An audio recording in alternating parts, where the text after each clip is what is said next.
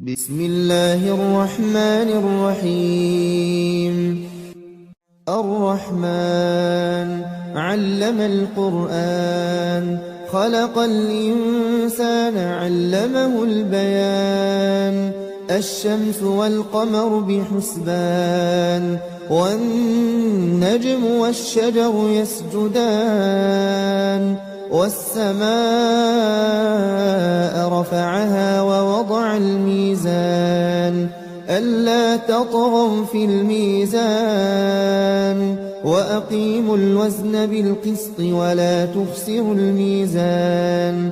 والأرض وضعها للأنام، فيها فاكهة والنخل ذات الأكمام.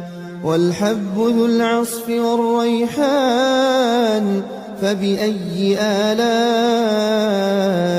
ربكما تكذبان.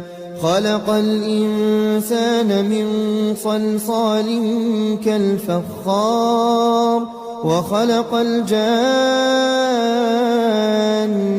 من مارج من نار.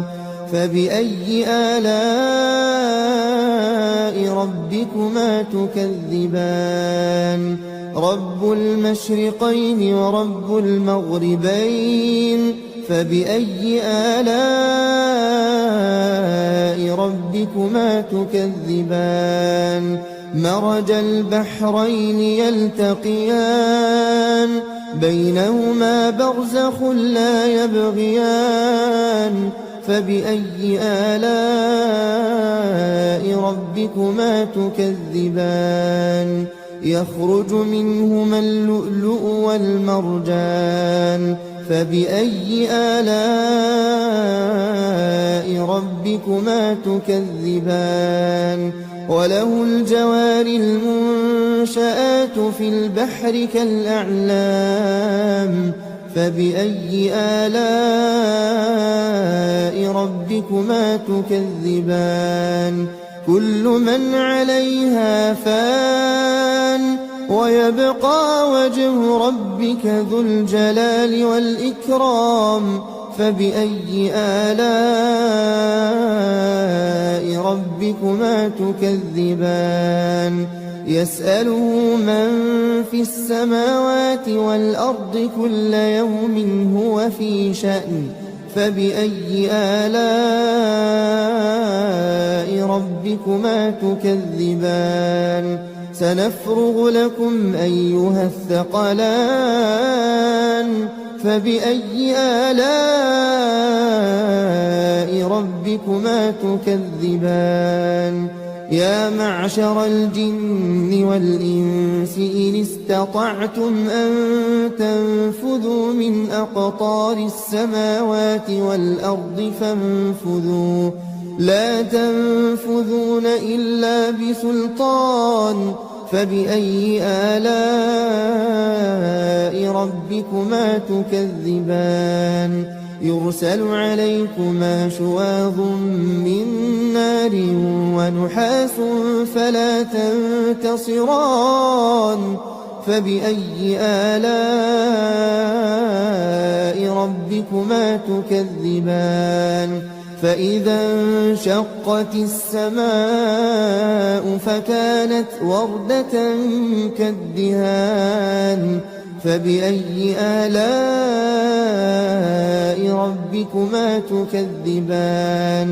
فيومئذ لا يسأل عن ذنبه إنس ولا جان. فبأي آلاء ربكما تكذبان. يعرف المجرمون بسيماهم فيؤخذ بالنواصي والأقدام. فبأي آلاء ربكما تكذبان. هذه جهنم التي يكذب بها المجرمون، يطوفون بينها وبين حميم آن. فبأي آلاء ربكما تكذبان ولمن خاف مقام ربه جنتان فبأي آلاء ربكما تكذبان ذواتا أفنان فبأي آلاء ربكما تكذبان فيهما عينان تجريان فبأي آلاء ربكما تكذبان فيهما من كل فاكهة زوجان فبأي آلاء ربكما تكذبان متكئين على فرش بطائنها من استبرق وجنى الجنتين دان فبأي آلاء ربكما تكذبان فيهن قاصرات الطرف لم يطمثهن إنس قبلهم ولا جان فبأي آلاء ربكما تكذبان كأنهن الياقوت والمرجان فبأي آلاء ربكما تكذبان هل جزاء الإحسان إلا الإحسان فبأي آلاء ربكما تكذبان ومن دونهما جنتان فبأي آلاء ربكما تكذبان مدهامتان فبأي آلاء ربكما تكذبان فيهما عينان نضاختان فبأي آلاء ربكما تكذبان فيهما فاكهة ونخل ورمان فبأي آلاء ربكما تكذبان فيهن خيرات حسان فبأي آلاء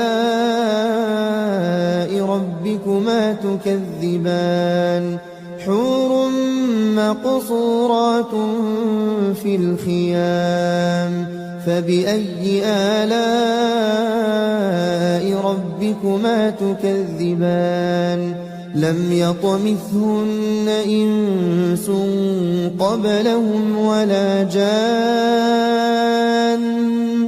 فبأي آلاء ربكما تكذبان متكئين على رفرف خضر وعبقري حسان فبأي آلاء ربكما تكذبان تبارك اسم ربك ذي الجلال والإكرام